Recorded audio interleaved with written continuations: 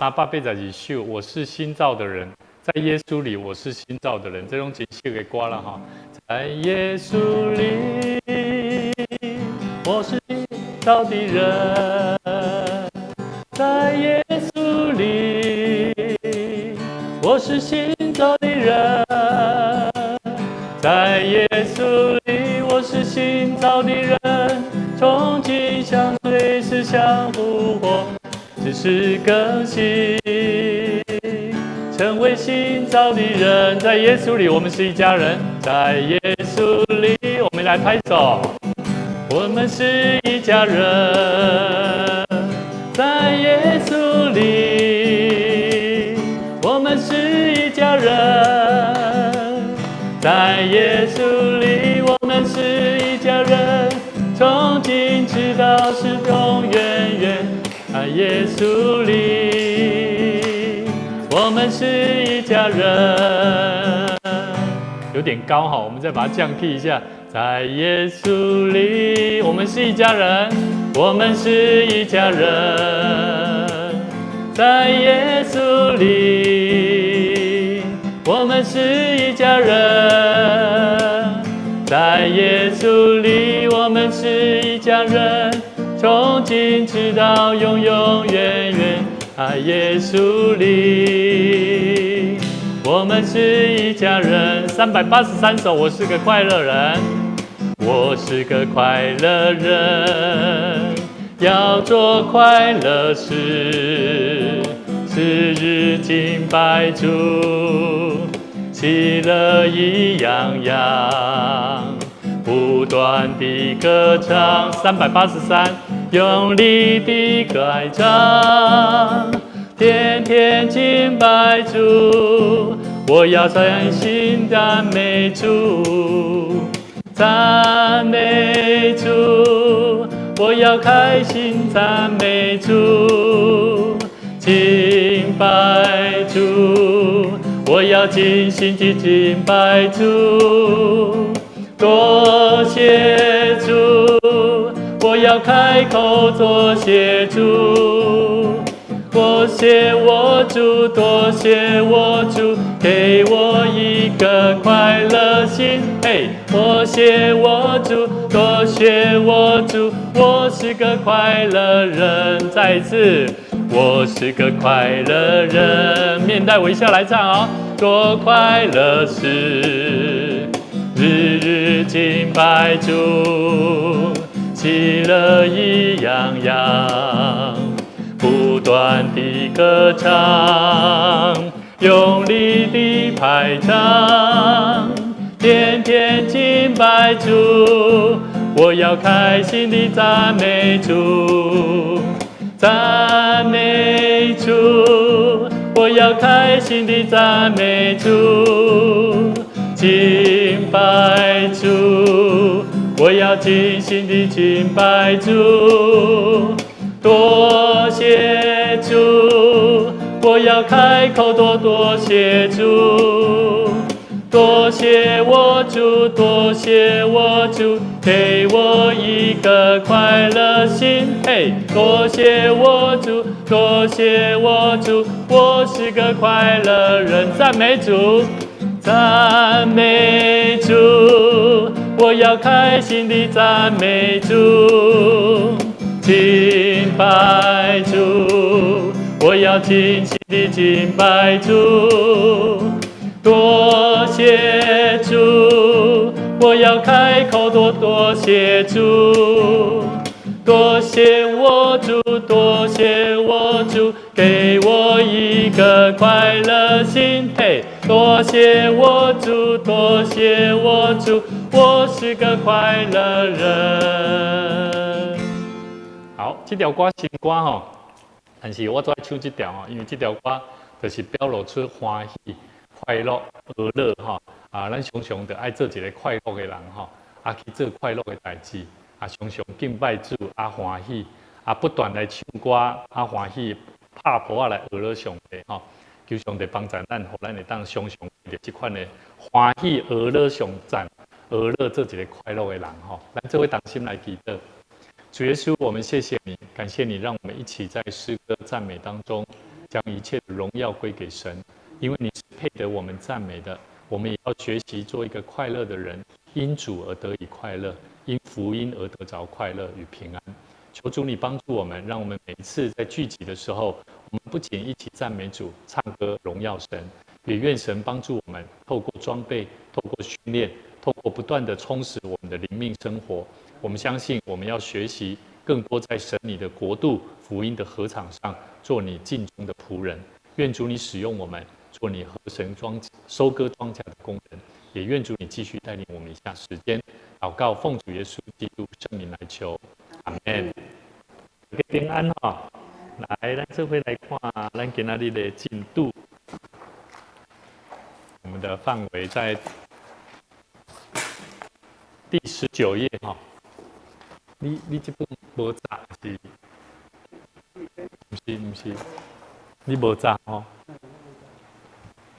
给这本，还有吗？没有哈。好，那不然就用听的吧。好，我会带大家一起来看圣经节啦，哈，没关系，好，我会直接讲了哈。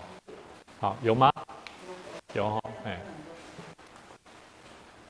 我们来看第19页哈，我们今天要一起来看，我们要成为跟人介绍，然后我们要怎么样满足新家人的需要里面的第7点跟第8点哈。我们今天要来看第7点，为什么我们需要满足新家人的需要？那在态度上面，我们必须要先知道第1点哈，第7点哈，不是照我们的方便，乃是照着什么？有爱心的来服侍他。好，我干嘛这类服侍人哈不容易啊。好，咱要满足一个人哈，你哪无正心哈，你服侍不了啊。你知道我意思吗？你满足不了他啦。那假如你有足够的爱心跟耐心哦，其实我觉得，很多事情都会成就，而且你会愿意顺服下来哈。那我们一起来看一段圣经节，在哥罗西书第3章，哥罗西书第3章3到14节哈。哥罗西书，子安，你在哪一本圣经那个？哥罗西书第3章。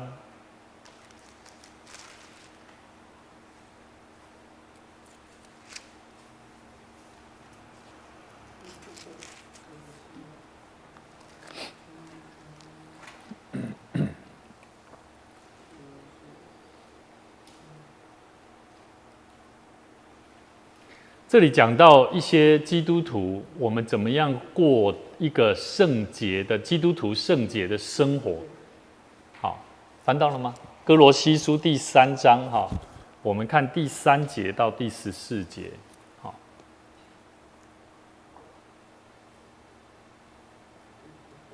好，我们可以先从第1节一起来看一下这个前提是什么。好，第1节他说。所以你们若真与基督一同复活，就当求在上面的事。好，那里有基督坐在上帝的右边。那我们都知道，我们是重生得以重生的基督徒，对不对？好，那么我们就要知道，我们是与耶稣基督一同复活得胜的生命嘛，对不对？那么我们就是要求上面的事情，也就是说，我们不是求世上的事啊。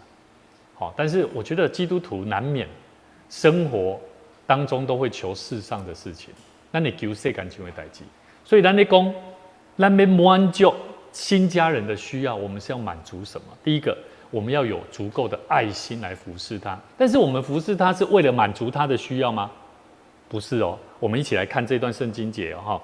第2节说，那里有基督坐在第2节，你们要思念上面的事，不要思念地上的事，因为你们已经死了。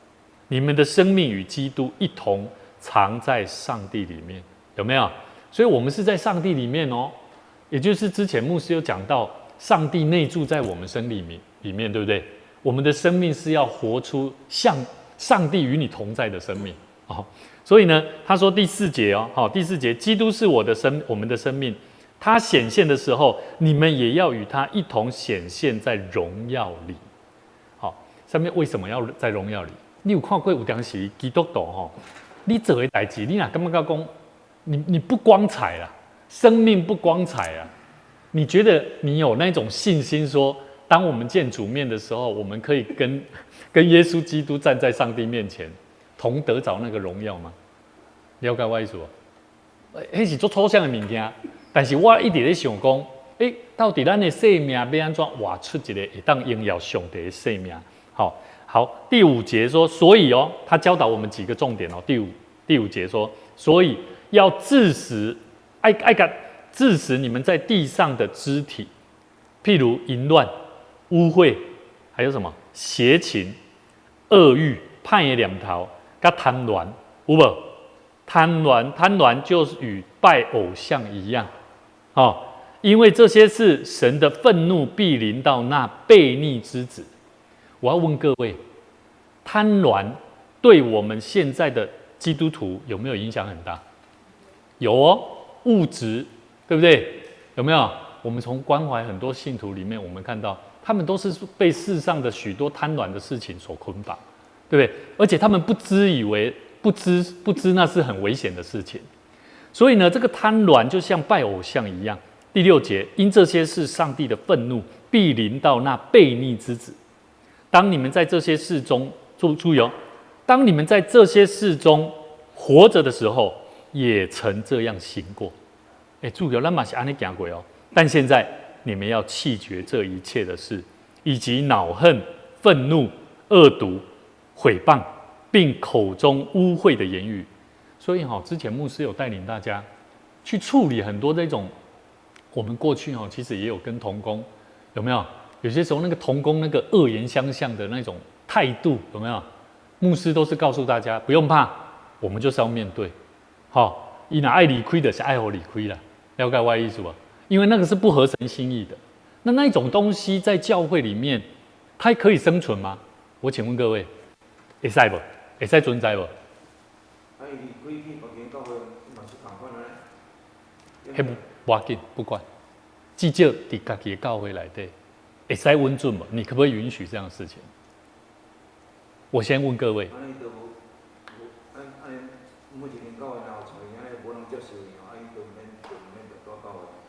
求助人民啊，所以咱来求助人民，咱来时常有机会去来关心嘛，敢不是？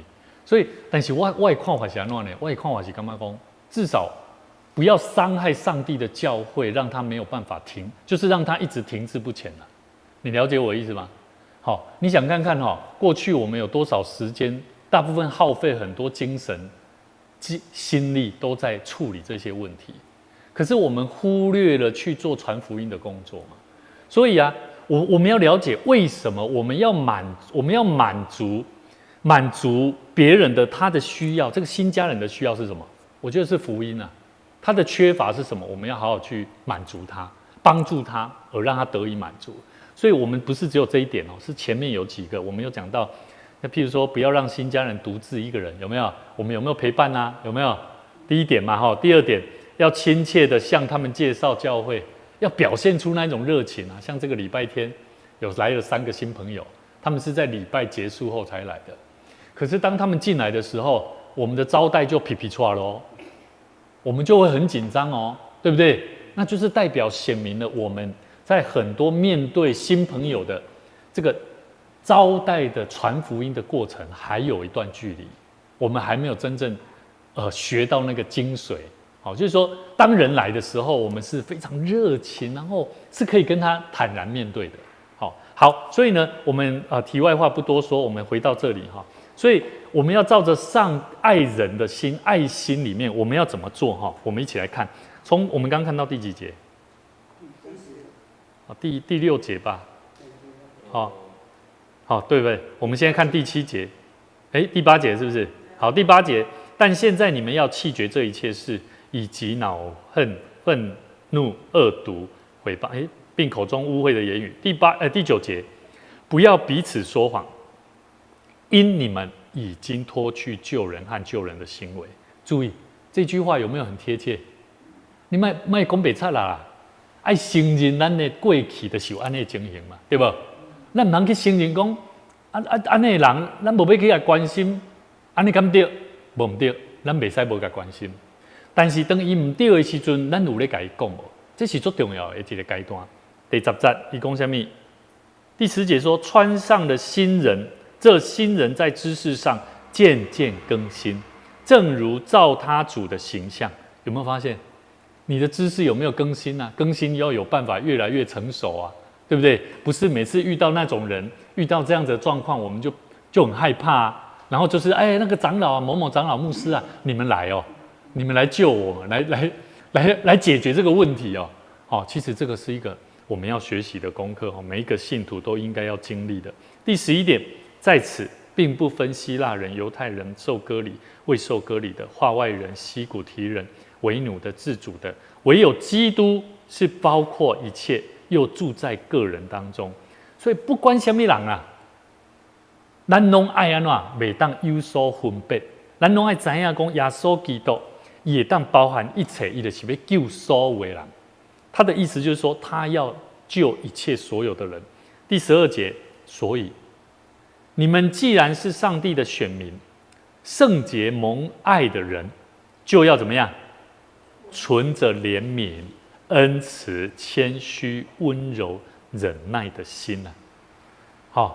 所以牧师不是教咱讲无要去接触这些人哦，是咱啊拄着教会有安尼的人，咱来去给他教导。就算是新家人你不要想说他都是很 OK 的哦，他就是有很多生命的问题，是急需要我们去帮助他，去如何脱离前面所讲的恼恨、愤怒、恶毒、污秽的言语。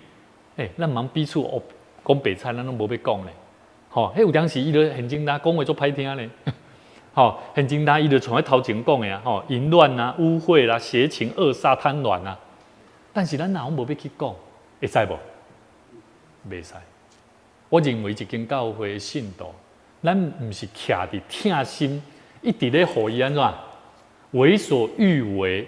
你一直咧等待时间会改变伊，无可能。因为你若无要去甲教，你无要去甲伊讲，你嘛无要去甲伊引带。我甲你讲，这个人做恶的会变好。所以我感觉讲，咱教会内底要讲传福音，其实是有足济。咱要安怎去看待圣经内底咧安怎甲咱教导的话，好，我刚刚讲到哪里？第几节？第13节他说：倘若这人与那人有嫌隙，注意总要彼此什么？包容，彼此饶恕。主怎么饶恕了你们，你们也要怎么样饶恕人。所以其实我觉得这段话他讲到很多了，讲到很多我们怎么样去祝福一个人，帮助一个他在邪恶这个恶势力里面，这是不好的念头里面，怎么样做改变？注意第14节说什么？来，我们一起来看在这一切之外，他讲到一个，他要存着什么？爱心啊！爱心就是联络全德的。我讲啦，就算他多牧师甲你讲的正保罗咧讲，就算他多加你拢无法度通做到啦。在这一切之外记得啦，要存着爱心啦。你若无存着爱心，我跟你讲，我来讲较济，你嘛听袂落啦。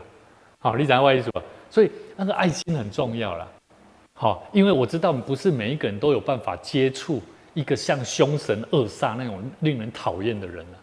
我刚刚在吃饭带着我的孩子，突然间在看，我们在一边吃饭因为我们都会一起，因为我的孩子很喜欢看什么卡通那个，我觉得那个没有什么意义啊，我就说来。爸爸带你们我们吃饭来看那个公视公视有一部片叫做《我的老爸是流氓》啊，那个片子很特别，从一开始就骂脏话什么有，然后牧师长他就说为什么给孩子看这种片呢？你知道我的孩子3个孩子，他们就是4个，连乔恩他都这样看，他们愣住了。我牧师长他说不能让他们看这个，我说没关系。我希望我的孩子，他未来他面对不好的环境、不好的人，他会知道这是什么状况。你知道，我要讲的不是说鼓励大家去看，而是说我们基督徒实际上我们都会努力的让自己好像过着圣洁的生活，可是我们忽略了我们是在这样子的环境下完成这样的生命的、重生得救的生命的。我们都是在这样的环境下，那你社会干不是嘛呢？有偌侪人，因拢是安尼啊。囡仔，我头拄仔咧讲，互我的囡仔咧看这，我其实是要我的囡仔看。我甲因讲，你们觉得这些小学他的这个流氓爸爸的孩子，他们可不可怜？然后他们都愣住，说：“哦，他们好可怜哦，这么小就被爸爸带去刺青，还被他灌酒，灌酒完，那个小朋友还小学，就在那边吐，让他们经历学习，看到说你们是在很好的环境下。可是当你们看到这样子的孩子的时候，让他有那个抵抗力，所以我觉得那是值得教导的。所以其实圣经里面就是在讲这个东西，就是说我们实际上我们是与基督一同复活的，我们要求的是求上面的事情。可是你们要思念上面的事情，不要思念地上的事情。我们是从死里面因为耶稣基督而得以在上帝里面所以在这个前提下，我们不能够忽略过去我们的环境，包含我们所接触的人，的确有很多的人他们正在接触这样的事情。好，我们回到我们今天的主题内容，他说什么？不是照着我的方便。什么是我的方便？你要服侍一个新家人容不容易？不容易。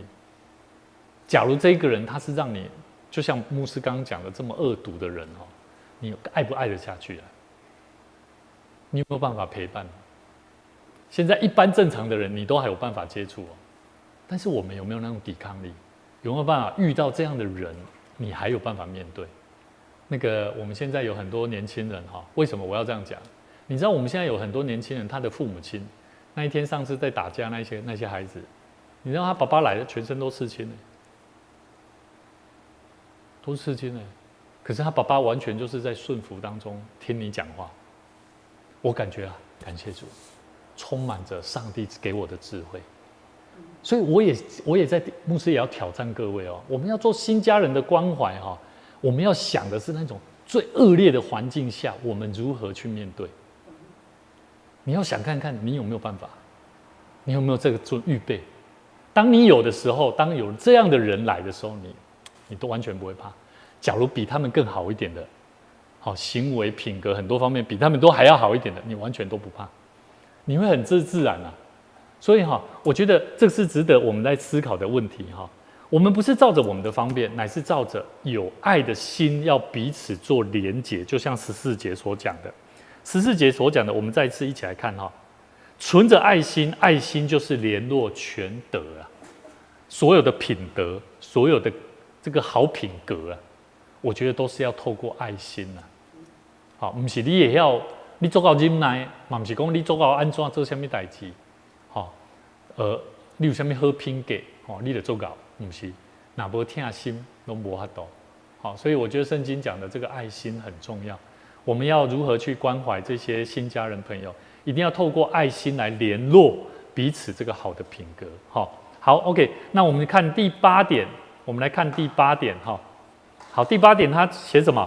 要以为父的心服侍他到底。注意为父的心什么叫做为父的心？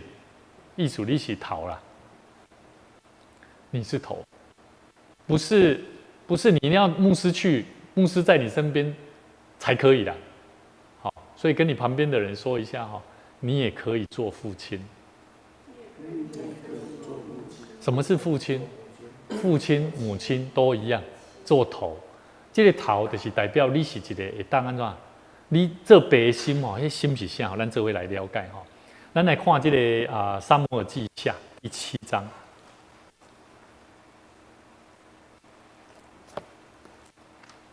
撒母耳记下第7章。第7章。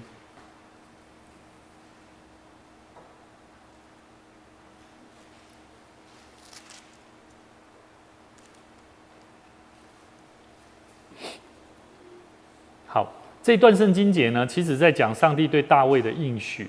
可是它里面的应许，我们知道大卫的拿单是谁？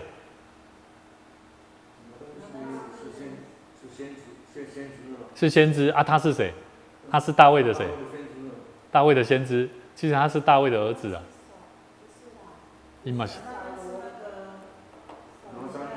我讲拿单他是大卫的儿子好像是，没有，大卫有个儿子叫拿单，但好像不是这一个。对啦啊，但是这里的拿单他是先知啦，好，但是我们知道，可是我觉得，对他不是，对啊，所以人怎样？大卫代表一个88有个囝嘛，叫做拿单嘛，好，这是一个88，这个乌利亚，好，去，哎呀，嘛是叫拿单啊，哎呀，所以同名而已，同名不同人啊，哈。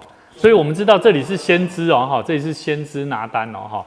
好，所以呢，我们知道呢，这里哈，我们一起来看第一节，他说王住在自己的宫中，耶和华使他安静，不被四围的仇敌扰乱。那时王对先知拿单说：“看哪，我住在香柏木的宫中，神的约柜反在幔子里。”拿单对王说：“你可以照你的心意而行，因为耶和华与你同在。”好。然后当夜哦，耶和华的话临到拿单，说什么？你去告诉我的仆人大卫说：耶和华如此说，你岂可建造殿宇给我居住呢？注意看到，先知拿单是说什么？第二节说什么？看哪，我住在香柏木的宫中，神的约柜反在幔子里。第三节拿单对王说什么？你可以照着你的心意而行。因为耶和华与你同在，其实拿单是咧应允，先知拿单是咧应允讲啥？你会当去起圣殿啦，上帝照着你的心意安怎来给你成就啦？我问你啊，你们如果看到牧师好像很多方面都好像应该蛮有能力的，好像他做什么好像都可以，你们会说什么？你们可能也会跟拿单先知一样，会说什么？说什么？你可以照着你的心意而行，因为上帝与你同在，对不对？可是第4节开始当夜耶和华的话临到拿单说什么？你去告诉我的仆人，跟他讲说，你岂可以建造殿宇给我居住吗？在你讲什么？人的心意跟上帝的心意是不一样的，不是你想要就有办法。大卫他想要建圣殿，可是连先知都会怎么样？都会 say yes，OK 的，没问题。可是上帝的心意是这样吗？不是。所以上帝有他的主权，他有他的权柄。好，所以我们要了解要以为父的心服侍他到底。我们要知道，我们服侍这个新家人，我们要知道这个权柄在哪里。我要先让各位要正确的清楚。那个权柄在哪里？实际在父神上帝那边。那这里说为什么要做为父的心呢？为父的心服侍他到底。我们一起来看另外一段圣经节，罗马书第12章。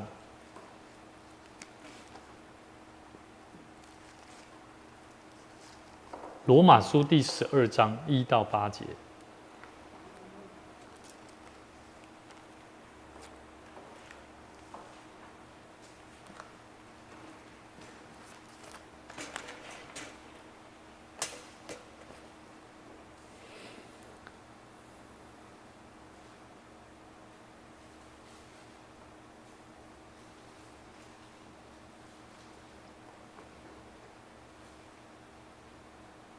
好，上帝的话这样说，所以弟兄们，我以上帝的慈悲劝你们，将身体献上，当作活祭，是圣洁的，是上帝所喜悦的。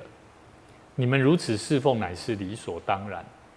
这里讲到我们要将身体献上，当作活祭，是圣洁的，是上帝所喜悦的。所以，我们服侍我们的侍奉，乃是理所当然的。好。然后呢，继续第2节，不要效法这个世界，只要心意更新而变化，叫你们查验何为上帝善良、纯全、可喜悦的旨意。所以这里我牧师要提醒各位以为父的心服侍他。什么是为父的心？不是世上的父亲这种那么简单的角度，有爱就好了不是要有什么？要有善良。还要纯全，你们知道什么叫纯全吗？什么叫做纯全？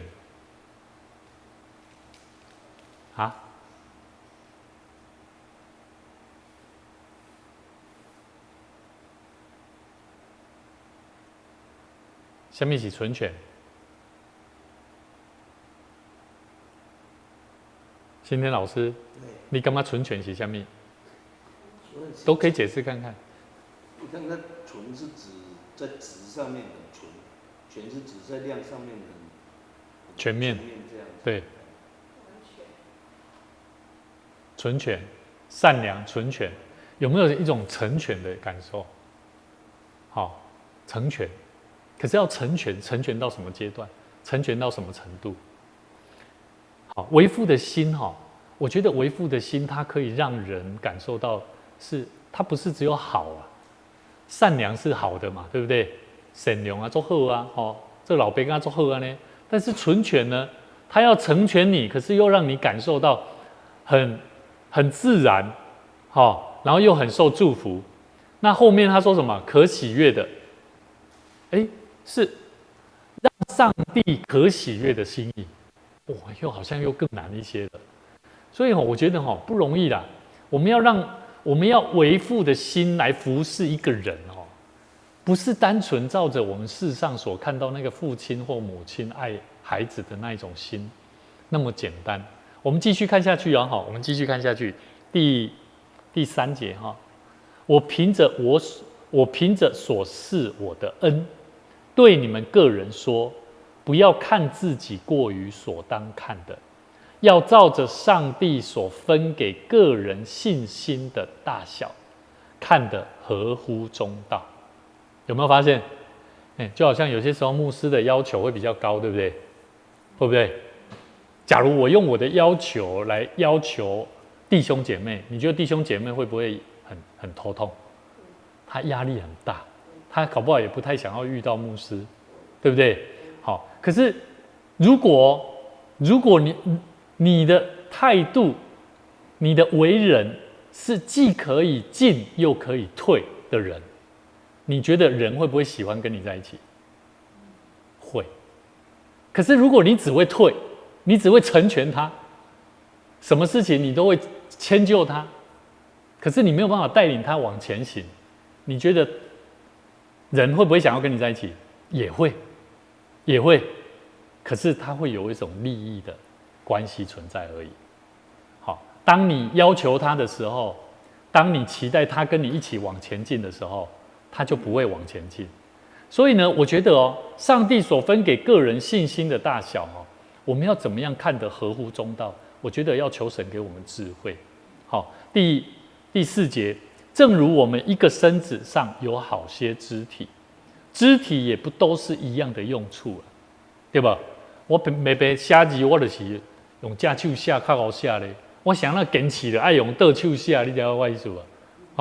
我为了要体贴我其他的机能功能，能够做休息，我右手就赶快拿起笔来，就赶快写完了。所以他这里讲到，我们肢体都是会互相的啦。第5点，我们这许多人在基督里成为一身，互相联络做肢体，也是如此。嘛是这样第6节，按我们所得的恩赐各有不同，或说预言，就当照着信心的程度说预言。有没有人喜欢说预言？有没有？我们来想看看一起来想看看。照着信心的程度说预言，什么意思？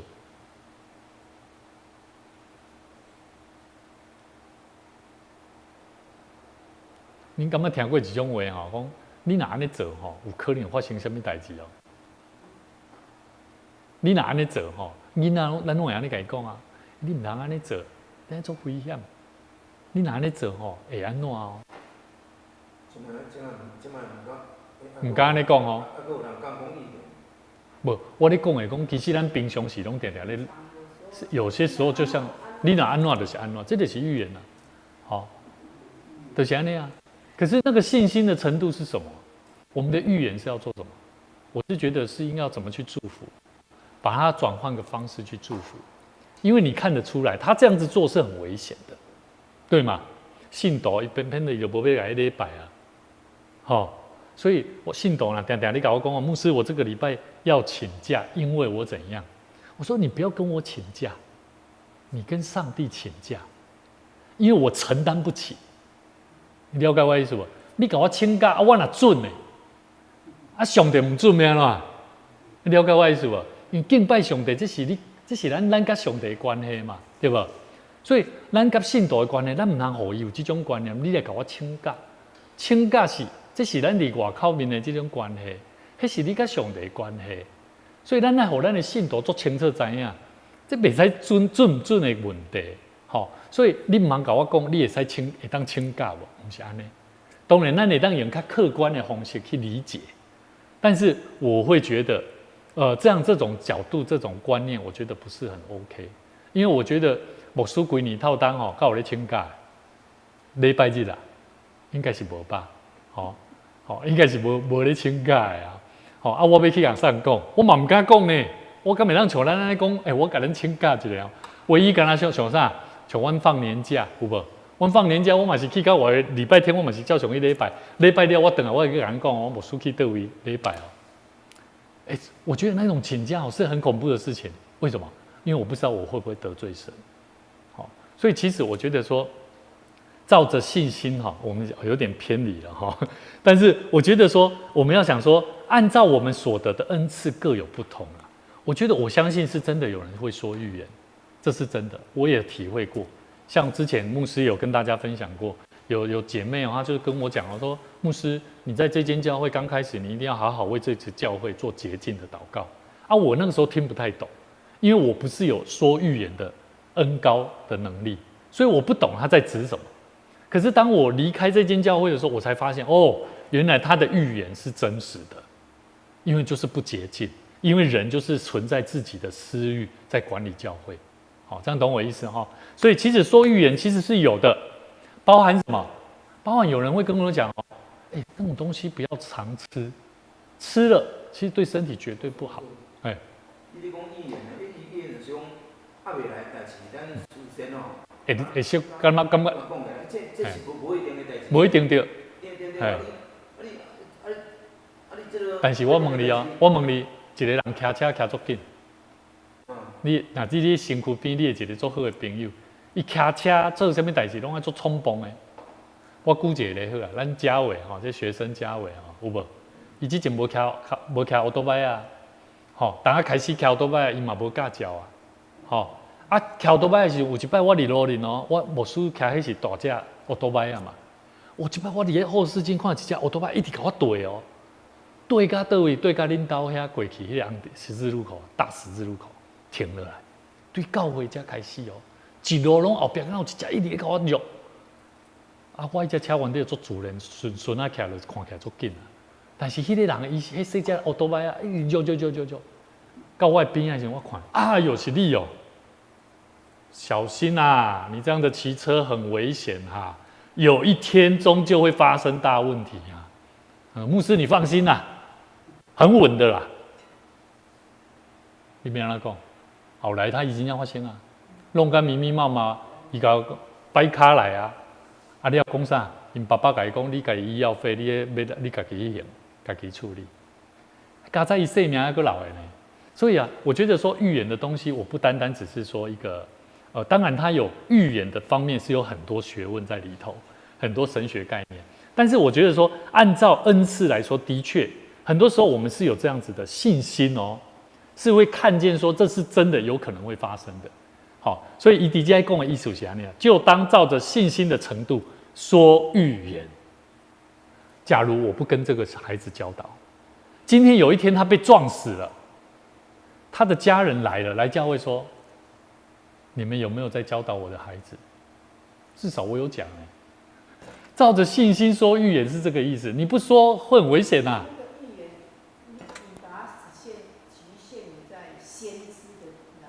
咱圣经的先知咧讲的。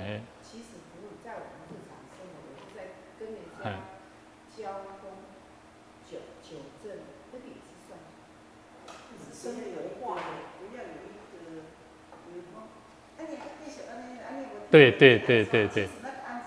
对，还是这种这是这种做主，所以我才会说，我们一定要有智慧，要怎么样用一个。可是你也会因为你跟他的关系。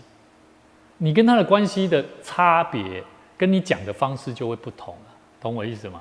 今日我看学生，伊就看我做骂子的，你个里咧好好的跟他委婉这样讲有些时候他听不懂你的重点你懂我意思吗？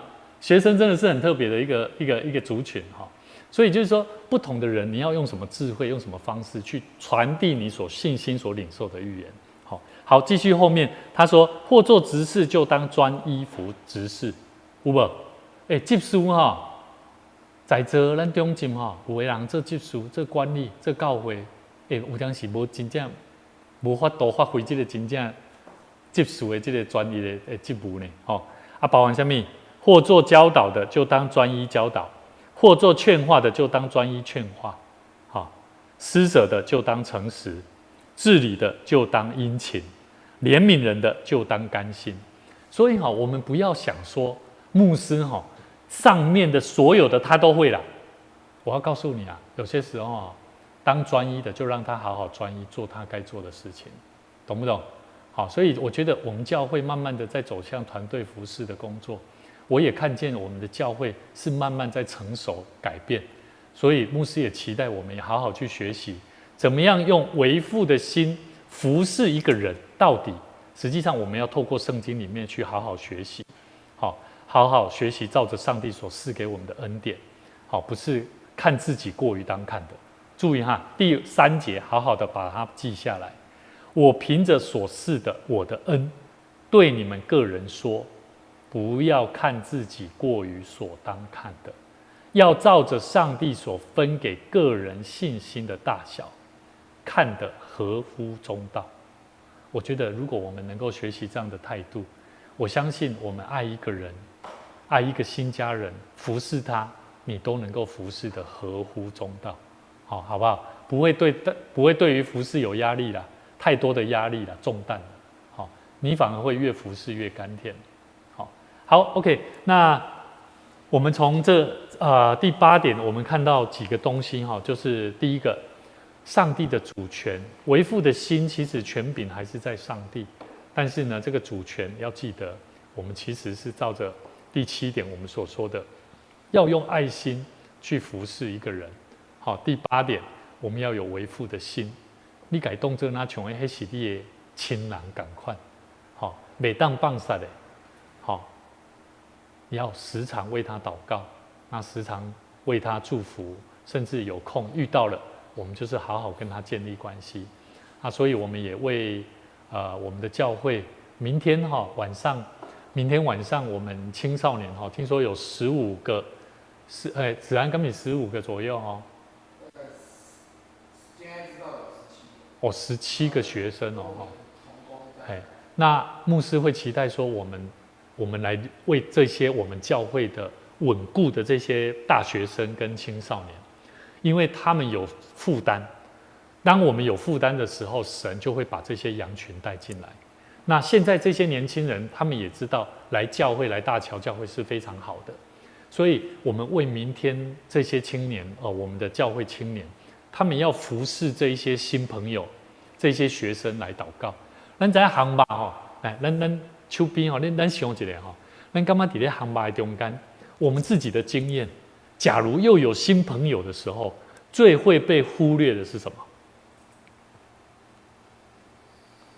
那是行吧咱是主场，我们最容易忽略新朋友的是什么？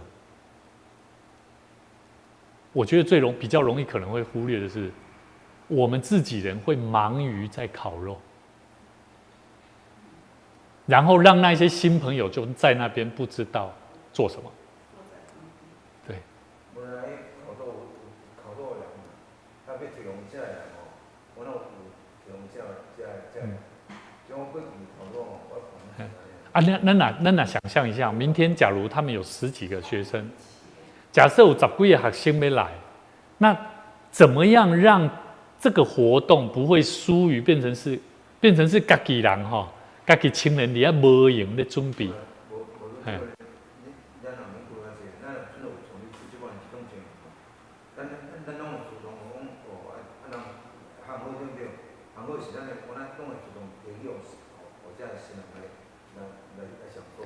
但是你伫要客户以前这段时间，我讲是迄段时间。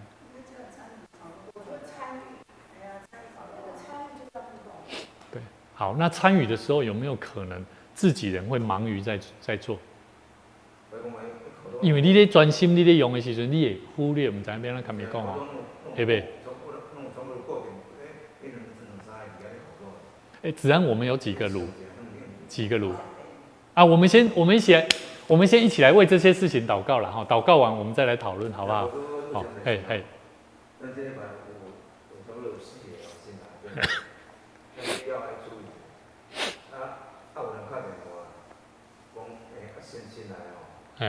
这个红红这里头，我在做条来啦吼。伊个心中吼，圣经属于本来说个红的讲话吼，伊首先无法入去这个酒锅内面嘛。结果拢落尾这样红这规矩哦，这样走去沙楼。还没醒来哦，伊死个我那个讲迄个，你甲讲个人讲了头一届来，后人用惊着。头一届来就要去叫人红的咯，对，惊用惊着，从关键。所以迄个咱会记得吼，咱每礼拜咱若咧聚会，特别咱私会，长子一定爱注意，一定爱伫奉献的时阵爱交代一句话：你若无了解奉献的意义的，你会使唔免奉献。爱好大功，你会使唔免奉献。了解我的意思吧？咱唔是咧，互人会感觉讲我咧歹势，看人咧安尼奉献。这其实伊无了解嘛，伊个奉献伊就有困难，所以我是感觉讲奉献的代志，虽然这是搁较亲，甲上帝关系，但是真正以来以后毋捌，就像你讲的，我感觉咱这个部分一定爱讲，我感觉咱中级较容易疏忽这一块，真的，真的会疏忽，所以我要提醒各位，真的要说，常常说你才会记得，常常说。安尼我们一起来为明天晚上这一群年轻人来祷告，也为我们的同工来祷告好，亲爱的主，我感谢你，互阮会当陪伴学习，阮要服侍人，会当互每一个新的家人，会当来认捌上帝，甚至来认捌上帝你所爱阮传的福音。感谢主，通过今日阮所学习的功课，我们要学习更多。如何来服侍他人，不是照着自己的心意，也不是自己的方便、自己的能力、自己可以的时间，我们才来服侍他，而是我们更需要学习，在用爱心来彼此做连结的功课。我们相信，即使我们所面对的人有许多的限制跟困难，我们都能够抱着有耐心、有爱心，甚至有信心的态度来陪伴教导。愿主你帮助我们，让我们一起在教导的工作上面，能够一起来陪伴新家人朋友，来满足他们生命当中的需要跟祝福。谢谢主，我们再次将我们的需要跟学习献上我们的恳求跟祷告。愿主你来聆听跟祝福，祷告奉主耶稣基督圣名来求，阿门。感谢主，感谢主，感谢主，感谢主，哈利路亚。哈利路亚，感谢主。天父，阮的上帝，阮感谢你，感谢你赐予阮、引带阮，也将恩典赐予伫阮每一个人，互阮会当学习，做伙来做关怀，无论是新家人，无论是新朋友，无论是每一项关系着福音要讲传的功课的操练，阮拢学习温群来做装备。愿上帝你赐予阮，互阮每一摆，阮通过你的话语来认捌着，阮是顶头生的人，阮要安怎样靠着耶稣基督的恩典，怎样会当甲耶稣基督来做传扬福音的工作，怎样学习亲像保罗会当用伊的性命来回应主。主，阮相信，主，阮毋是凭着上帝你所赏赐互阮的恩典拿定，阮乃是要会当照着阮的信心。照上帝你互阮每一个人所互阮的信心来去做应当应该做的事。主啊，阮有真侪时阵忽略，阮要爱好好去完成你的使命的工作。阮看家己的需要，较赢过上帝你所互阮的使命。求上帝你互阮有一粒欢喜的心，常常会当来思考阮的生命要安怎来回应主你的呼召。恳求上帝你引带阮，互你的教会。成做一个传扬福音的教会，就爱互每一个信徒、每一个兄弟姊妹，同心合意，会当来做传扬福音的工作。主啊，求上帝你赐福阮，阮搁一摆将阮明仔日中秋节的时间到，阮有真侪家庭，有真侪机会，会当跟阮的亲人做伙来组织的时，恳求上帝你嘛帮助阮，有机会阮就甲阮的亲人，若建立好的关系，阮嘛会当常常分享福音，分享生命的改变，分享福音对阮的生命的祝福。主，阮相信，阮任何机会，阮拢要得时不得时，拢要抓住机会，会当来传扬福音，来见证上帝你的名。恳求上帝你将这款的祝福，将这款的使命感放伫阮逐人的心内，将阮头前的道路献上阮的恳求，愿上帝你来引带带领。阮搁一摆为着明仔日暗时有一群青少年要开始进入伫教会参与中秋节的航麦活动，恳求上帝你赏赐，互阮遮的青年、社青甲同工，互因有智慧，互因有属灵的目睭，毋简单看好因所备办的项目的事项，嘛互因常常会当记得遮的羊群是需要关怀，透着这个机会，掠着会当甲因建立关系的时阵，就好的培养，就有好的交谈，就用生命水的见证，伫项目中间会当有机会来甲因分享出来。